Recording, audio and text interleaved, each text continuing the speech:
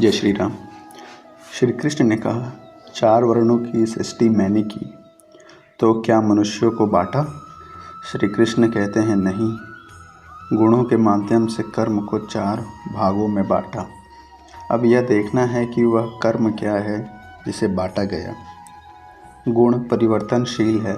साधना की उचित प्रक्रिया द्वारा तामसी से राजसी और राजसी से सात्विक गुणों में प्रवेश मिलता है। अंततः ब्राह्मण स्वभाव बन जाता है। उस समय ब्रह्म में प्रवेश दिला देने वाली सारी योग्यताएं उस साधक में रहती हैं। वर्ण संबंधी प्रश्न यहाँ से आरंभ होकर 18वें अध्याय में जाकर पूर्ण होता है। श्री कृष्ण की मान्यता है, स्वभाव से उत्पन्न इस धर्म में प्रवृत्त होने की क्षमता जिस स्तर की हो, भले ही वह गुण रहित शूद्र श्रेणी की हो, तब भी परम कल्याण करती है, क्योंकि आप क्रमशः वहीं से उत्थान करते हैं। उससे ऊपर वालों की नकल करके साधक नष्ट हो जाता है। अर्जुन क्षत्रिय श्रेणी का साधक था, इसलिए श्री कृष्ण कहते हैं कि अर्जुन, अपने स्वभाव से उत्पन्न इस युद्ध में प्रवृत्त होने की अपनी क्षमता को देखकर भी तू भय करने योग्य नहीं है। इससे बढ़कर दूसरा कोई कल्याणकारी कार्य क्षत्रिय के लिए नहीं है। इसी पर प्रकाश डालते हुए पुनः योगेश्वर कहते हैं, पार्थिव शरीर को ही रथ बनाकर अचूक लक्ष्यवेदी अर्जुन स्वतः प्राप्त स्वर्ग के खुले हुए द्वार रूपी इस युद्ध को भाग्यवान क्षत्रिय ही प्राप्त करते हैं। क्षत्रिय श्रेणी के साधक में तीनों गुणों को काट देने की क्षमता रहती है। उसके लिए स्वर्ग का द्वार खुला है, क्योंकि उसमें दैवीय संपत्ति पूर्णतः अर्जित रहती है। स्वर्ग में विचरने की उसमें क्षमता रहती है। यही खुला हुआ स्वर्ग का द्वार है। क्षेत्रज्ञ के इस युद्ध को भाग्यवान क्षत्रिय ही पाते हैं, क्योंकि उनमें ही इस संघर्ष की क्षमता है। दुनिया में लड़ाइयाँ होती हैं, विश्व सिमट कर लड़ता है, प्रत्येक जाति लड़ती है, किंतु शाश्वत विजय जीतने वाले को भी नहीं मिलती। ये तो बदले हैं। जो जिसको जितना दबाता है, कालांतर में उसे भी उतना ही दबना पड़ता है। यह कैसी विजय है जिसमें इंद्रियों को सुखाने वाला शोक बना ही रहता है, अंत में शरीर भी नष्ट हो जाता है। वास्तविक संघर्ष तो क्षेत्र और क्षेत्रज्ञ का है, जिसमें एक बार विजय हो जाने पर प्रकृति का सदा के लिए निरोध और परम पुरुष परमात्मा की प्राप्ति हो जाती है। यह ऐसी विजय है जिसके पीछे हार नहीं है। और यदि तू इस धर्मयुक्त संग्राम अर्थात शाश्वत सनातन परम धर्म परमात्मा में प्रवेश दिलाने वाला धर्म युद्ध नहीं करेगा, तो स्वधर्म अर्थात स्वभाव से उत्पन्न संघर्ष करने की क्षमता, क्रिया में प्रवृत्त होने की क्षमता को खोकर पाप अर्थात आवागमन और अपकीर्ति को प्राप्त होगा। अपकीर्ति पर प्रकाश डालते हैं। सब लोग बहुत काल तक तेरी अपकीर्ति का कथन करेंगे। आज भी पदच्युत होने वाले महात्माओं में विश्वामित्र, पराशर, निमि, ऋणि इत्यादि की गणना होती है। बहुत से साधक अपने धर्म पर विचार करते हैं, सोचते हैं कि लोग हमें क्या कहेंगे। ऐसा भाव भी साधना में सहायक होता है। इससे साधना में लगे रहने की प्रेरणा मिलती है। कुछ दूरी तक यह भाव भी साथ देता है। माननीय पुरुषों के लिए अपकीर्ति मरण से भी बढ़कर होती है। जिन महारथियों की निगाह में तू बहुत माननीय होकर अब तुच्छता को प्राप्त होगा, वे महारथी लोग तुझे भय के कारण युद्ध से उपराम हुआ मानेंगे। महारथी कौन? इस पथ पर महान परिश्रम से आगे बढ़ने वाली साधक महारथी हैं। इसी प्रकार इतने ही परिश्रम से अविद्या की ओर खींचने वाले काम, क्रोध, लोभ, मोह भी महारथी हैं, जो तुझे बहुत सम्मान देते थे कि साधक प्रशंसनीय है। तुम उनकी निगाह से गिर जाओगे। इतना ही नहीं, बल्कि वैरी लोग तेरे पराक्रम की निंदा करते हुए बहुत से न कहने योग्य वचनों को कहेंगे। एक दोष आता है तो चारों ओर से निंदा और बुराइयों की झड़ी लग जाती है। न कहने योग्य वचन भी कहे जाते हैं।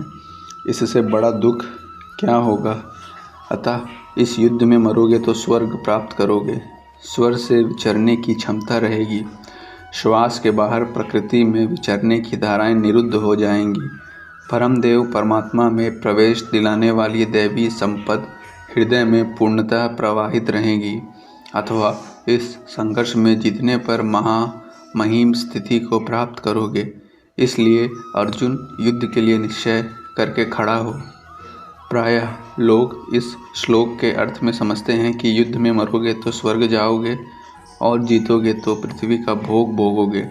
किंतु आपको स्मरण होगा, अर्जुन कह चुका है, भगवान पृथ्वी ही नहीं अपुति त्रिलोक के साम्राज्य और देवताओं के स्वामीपन अर्थात इंद्रप्रद प्राप्त होने पर भी मैं उस उपाय को नहीं देखता जो इंद्रियों को सुखाने वाला मेरे शोक को दूर कर सके।